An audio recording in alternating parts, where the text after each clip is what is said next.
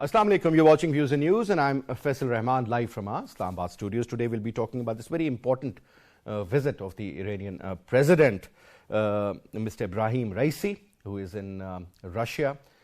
And interestingly, after 2017, this is the first president of Iran who is visiting Kremlin. And he had very productive meeting with the Russian President Vladimir Putin.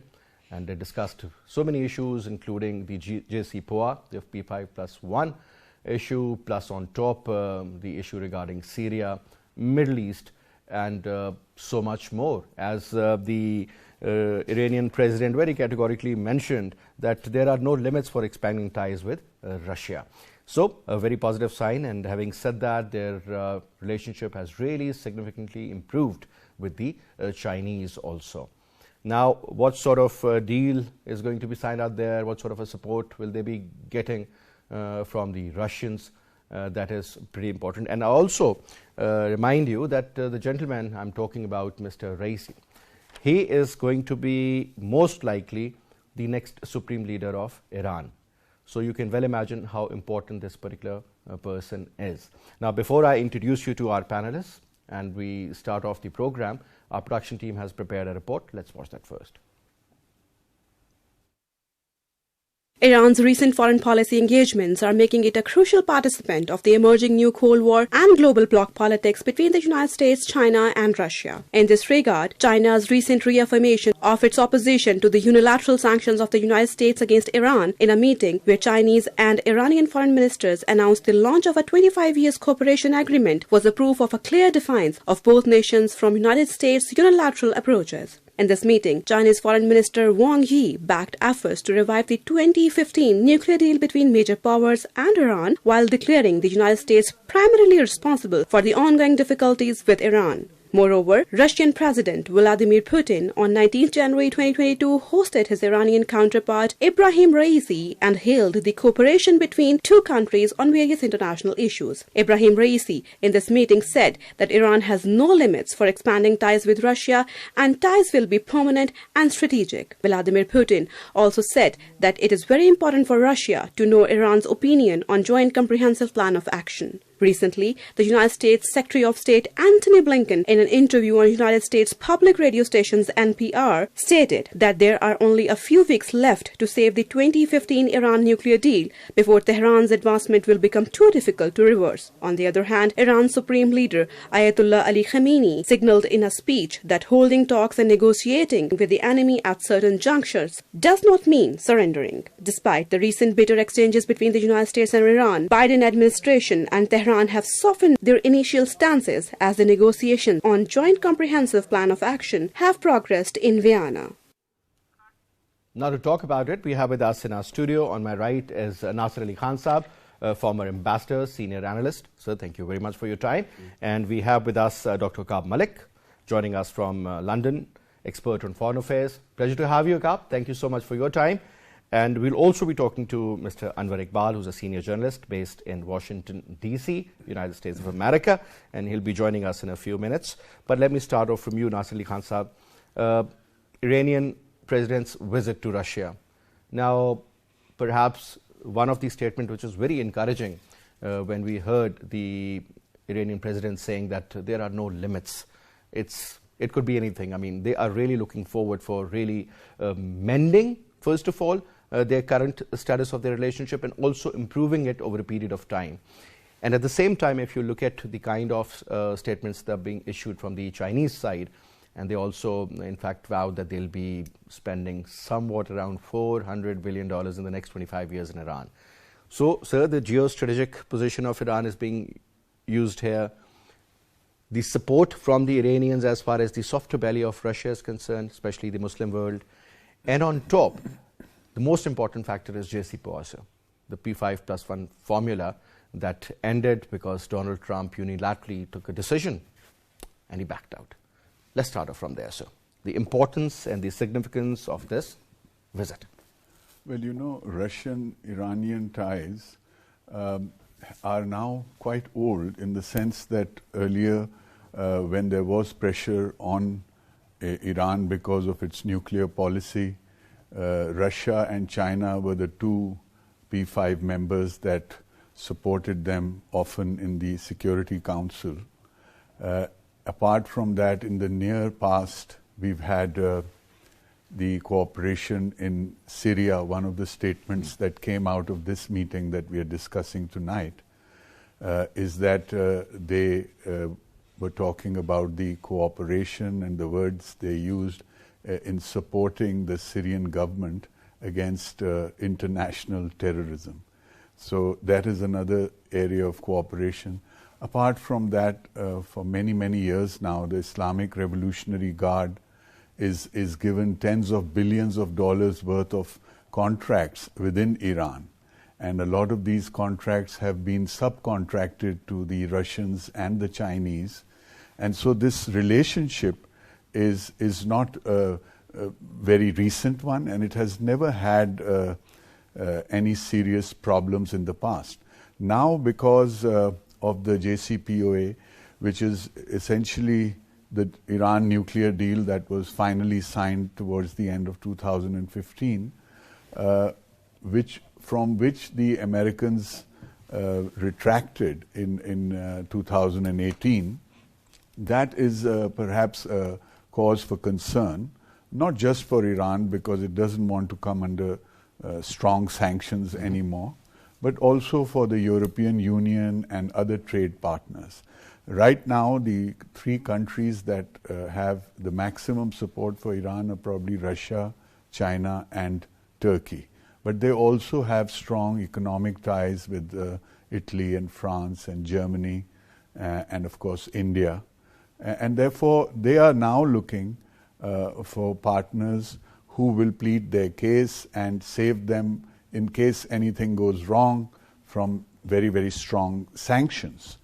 So that is one of the main reason for these talks. Apart from that, they also talked about a deep strategic partnership with Russia and have given a written statement in terms of what they want to discuss and how they want to move this forward. There is also talk that they are interested in buying Su-35 fighter jets as well as the S-400. It's a missile defense system. So, you know, these ties are right now being further strengthened. And then, of course, they talked about better trade. And then there was a discussion on the concerns that Iran has vis-a-vis Afghanistan, because there are about 2.5 million refugees still there. And they also have a drug problem through Iran because of Afghanistan. In the past, they haven't had great relations with the Taliban government, but now they are very keen. They've opened up to move forward, yes. Now, coming to you, Dr. Auqaab Malik, a couple of important points. The latest development regarding Yemen, there were again airstrikes by the Saudis on Yemen, in which again they believe that a couple of targets were hit. But when you talk to the people out there, and the Houthi point of view is very different. They believe that the civilians, including the children and the women, were killed in that airstrike. Earlier that day, if you remember, there was a strike in Abu Dhabi, in which 3 people were killed, 1 Pakistani, 2 Indians. And the Houthis, in fact, accepted the responsibility of that drone strike. Now, what I'm saying is that things seem to be settling down in Syria, but another very important front is wide open, and that is the issue of Yemen, sir. Pretty important, pretty significant, and very alarming also. Now, do you think that when you talk about a country like Iran, historical perspective, the current issue of sanctions, JCPOA, Syrian issue, this issue in Yemen, earlier than that, if you look at the Americans, forget about the backing out of the US from the JCPOA agreement. But, sir, we have seen General Soleimani being killed. Another top-notch Iranian scientist was also assassinated. So in this perspective, where do you see Iran now sort of moving? As far as Saudi Arabia is concerned, I think Iran has its own regional concerns, and they center upon their competition with Saudi Arabia fundamentally, and Saudi Arabian allies in the local region, the Gulf area, for example, UAE. So I think Iran is fundamentally going to be challenging them on many fronts. I mean, Yemen is one of the major fronts. When the Saudis brought a war to Yemen to not allow the Houthis to take power, Iran supported the Houthis. But that wasn't just a support for a particular group. It was also a religious responsibility they felt that they had to do with their fellow Shias in Yemen also. And I think Yemen is a big picture, has an historical significance as far as the Al Saud family is concerned, because before Saudi Arabia came into being at the end of the First World War, there were different tribes, where the Yemeni tribes and the South tribes of Faisal was one of the leaders of the Al Saud tribe at the time, and they were in contention with certain areas. And the Yemenis were always the fighters in that area and contested tribal or territorial claims in different areas. And that's just propagated to this point, about 100 years later. But as far as Iran is concerned, I feel that they will continue to counter Saudi Arabia's advancements in the Arab countries and different areas to support the Shia minorities in different countries, but also that they want to reduce Saudi Arabian geostrategic or at least regional influence in that area. This is in the region. Its relationship with Russia is something else. The relationship with Russia is primarily global in reach, primarily to offset United States pressure, sanction pressure, to provide consolidate the relationship between Russia and Iran over the forthcoming years, especially because Russia is seen as a direct threat to American and Western interests in Europe. And as a result, Iran feels that it needs to strengthen that bond.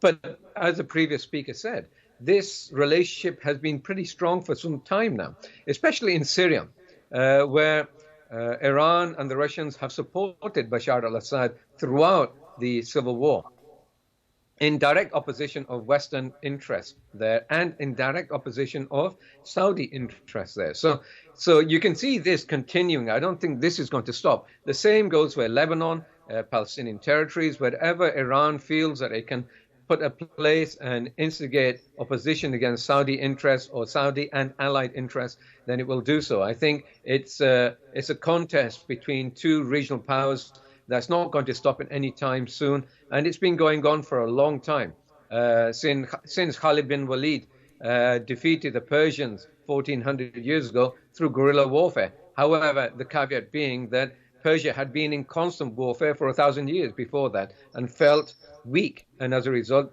as far as the Persians were concerned, they let the Arabs in. They want to counter this influence, and they want to maintain a certain degree of dominance in the region, and that influence amongst other countries is necessary. Their linkages with China, for example, and linkages with Russia would enhance their stature amongst other local countries in the region. I think that's very important for them, but also geostrategically.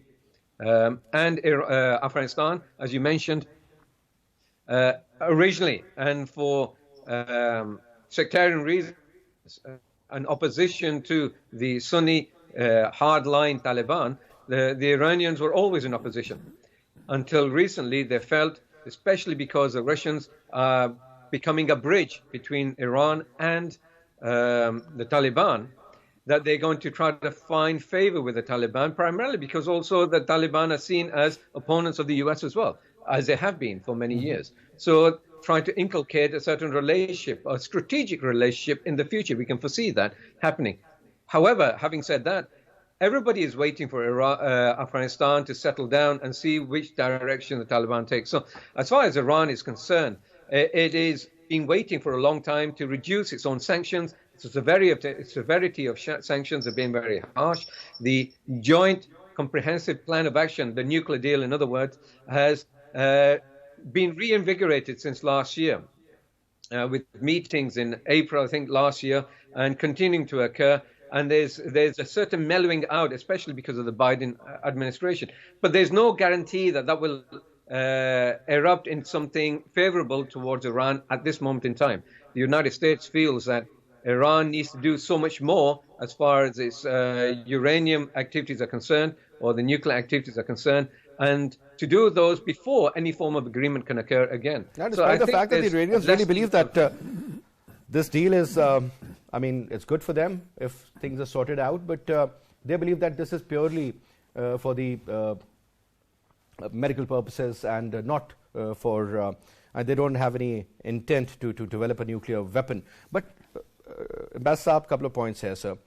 Number one, the recent development, let's say, between the GCC countries and Israel, sir, in particular UAE, and now things are also settling down with Qatar on various fronts between Qatar and Saudi Arabia. Obviously, Saudi Arabia is a dominating power out there, sir. So that development, and then the stance of the Iranians and their tilt towards China and Russia, very open, I mean, if you look at the alignment, very open strategy. You talk about Pakistan, sir, whether we like it or we don't, whether we say that we do not believe in camp politics, but, sir, the tilt is very obvious.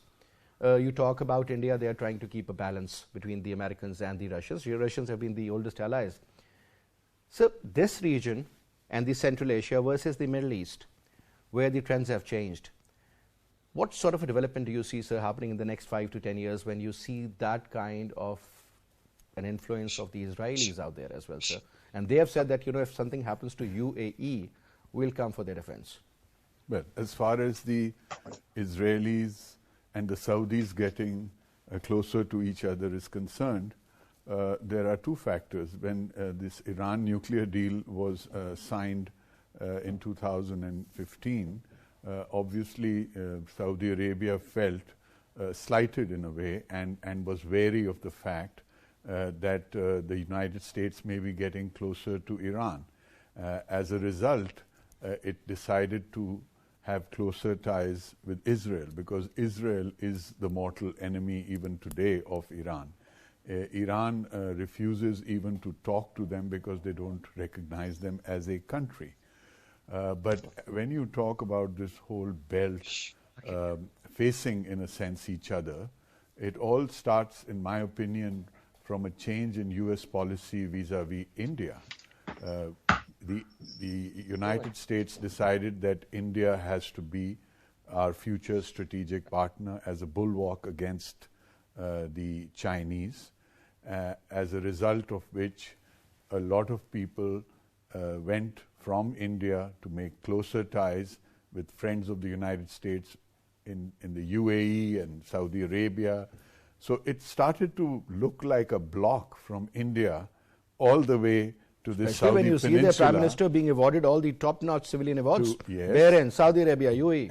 And it's all the way from here to Israel. As a counter to this, I think it's only natural that there'll be another alliance formed on the north side. Pakistan obviously had certain concerns after having been a very strong ally from the 1950s and having gone through thick and thin.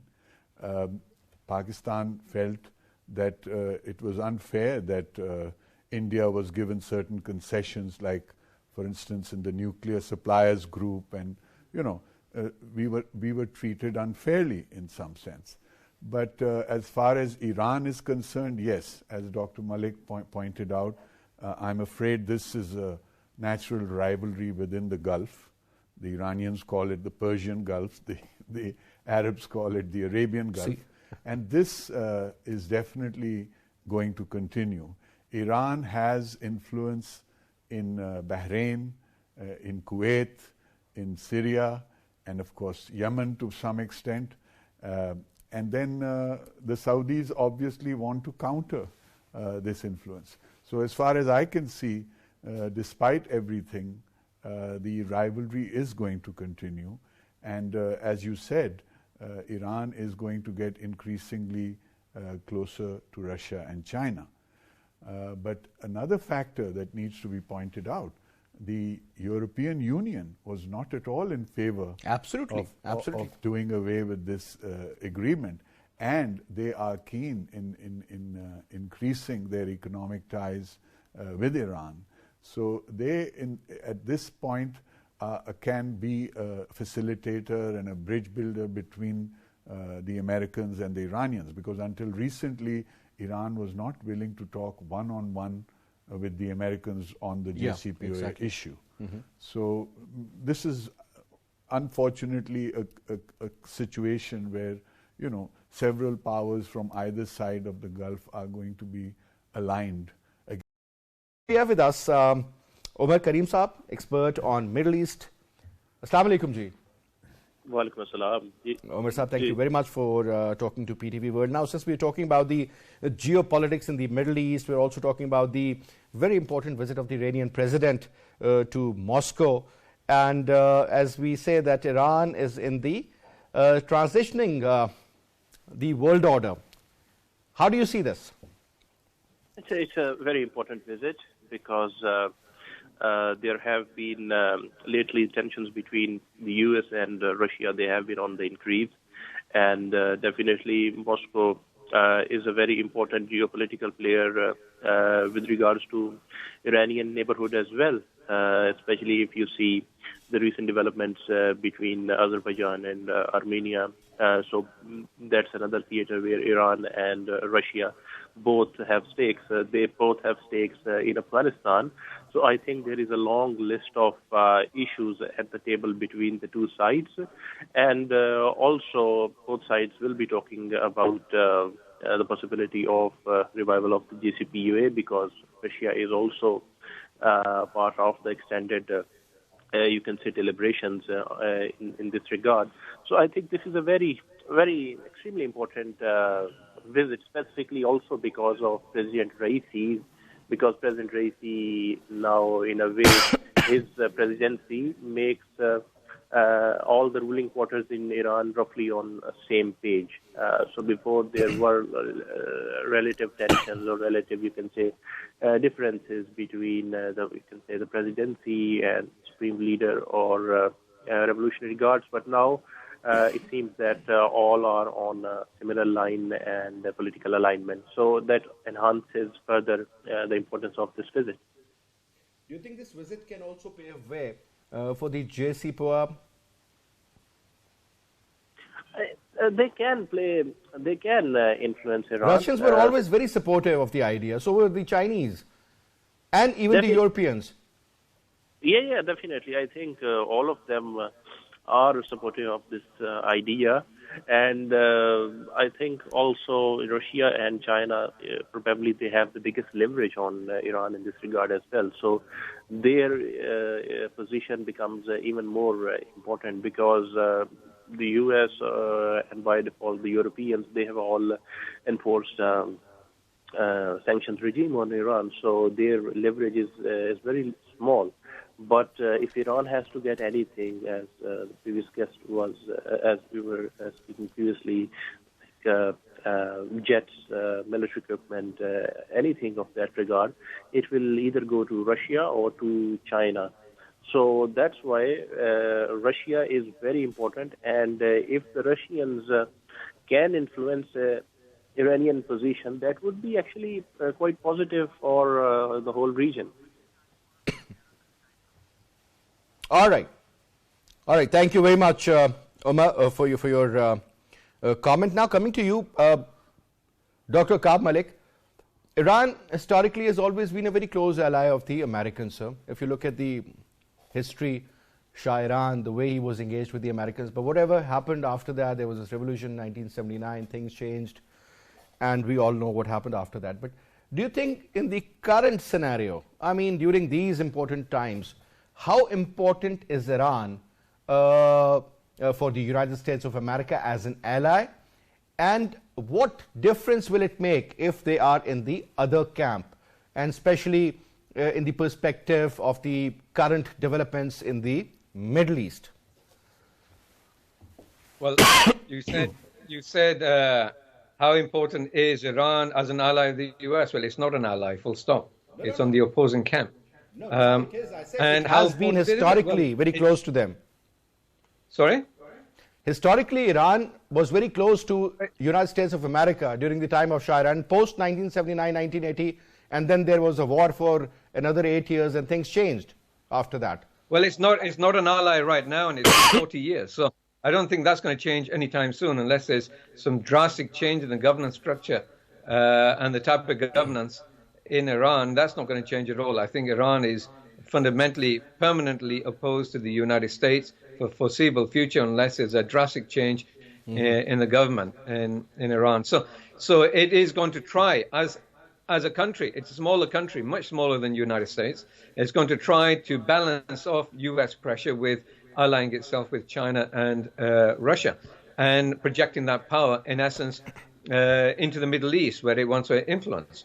For example, you mentioned a $400 billion deal. Actually, the fact of the matter is that these numbers are a fallacy. They don't exist. The agreement last year, the strategic agreement between China and Iran, had no quantitative facets to it, meaning it did not mention numbers of or amounts of money. And this has been qualified by both the foreign ministry in Iran and the Chinese foreign spokesperson. So they said that there is no monetary quantitative established numbers to this deal. It is more a shoring up of understanding between the two countries. And China in itself is playing the larger game as a direct strategic competitor to the United States. And in doing so, is going to want to find a number of allies, a number of relationships around the region and elsewhere to counter U.S. Influence.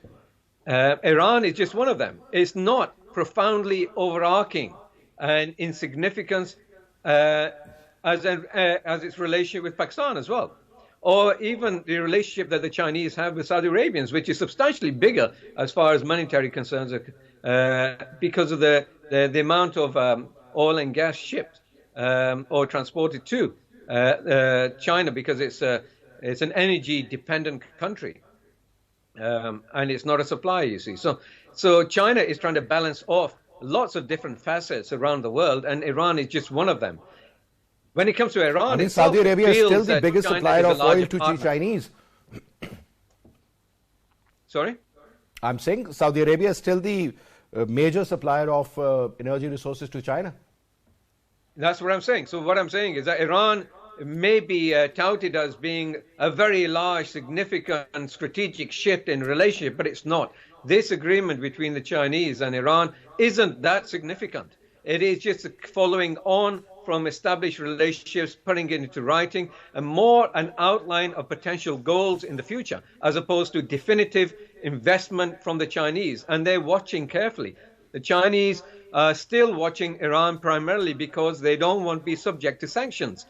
From the Americans can impose similar sanctions and use this particular situation with Iran to negotiate with them to impose sanctions on, furthering sanctions on China, which they do not want. So I think the Chinese are being very careful with their relationship with Iran. They're not putting billions of dollars into infrastructure development. That was just an understanding, but there's nothing concrete made.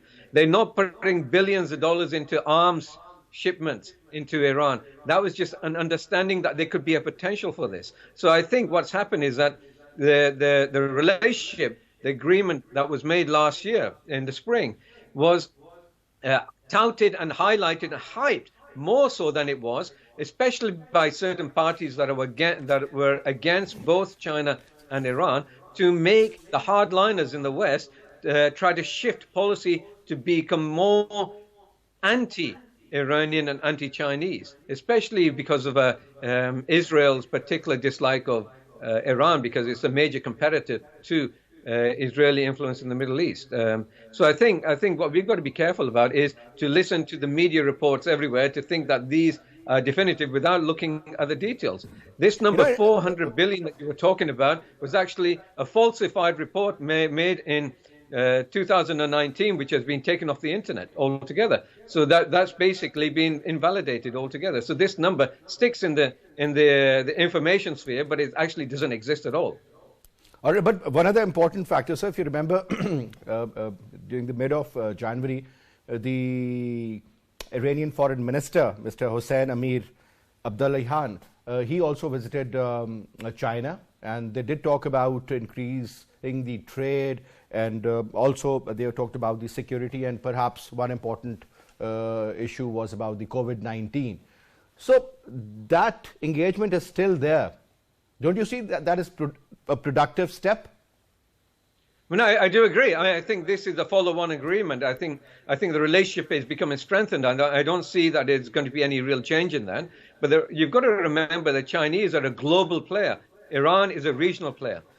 China will choose partners that serves its own interest, and it will choose partners based on the economic value and future potential that these relationships may have for the Chinese, and especially in relation to the competition with the United States. So the Chinese will be choosing Iran and put the investment into Iran based on the stability of that relationship, but also they're very cognizant. They recognize that the comprehensive action plan, the plan of action that they had, was actually not there anymore in real terms, because the United States is out of it. Now, if the United States comes back into the deal, then the Chinese are more likely to invest further into Iran, primarily because they will no longer have the threat of sanctions on them as well. And you've got to appreciate that the Chinese companies will be independently investing. So they fear in sanctions on themselves, because the Americans will impose sanctions on those individual companies that the Chinese can do nothing about at this moment in time. So nobody's really going to rush into Iran right now. The Chinese are waiting to see how this relationship develops, and actually they want an agreement to take place, and similar to the Russians, who want the agreement to foment a bit more bilateral or multilateral cooperation between the different countries, especially the United States. They want the Americans to come into this. I don't think anybody wants a conflict in this environment at all, but people are waiting.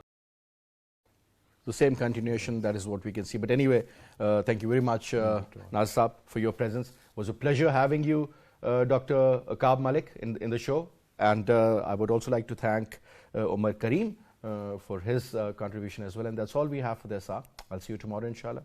Till then, you take good care. Khuda Hafiz.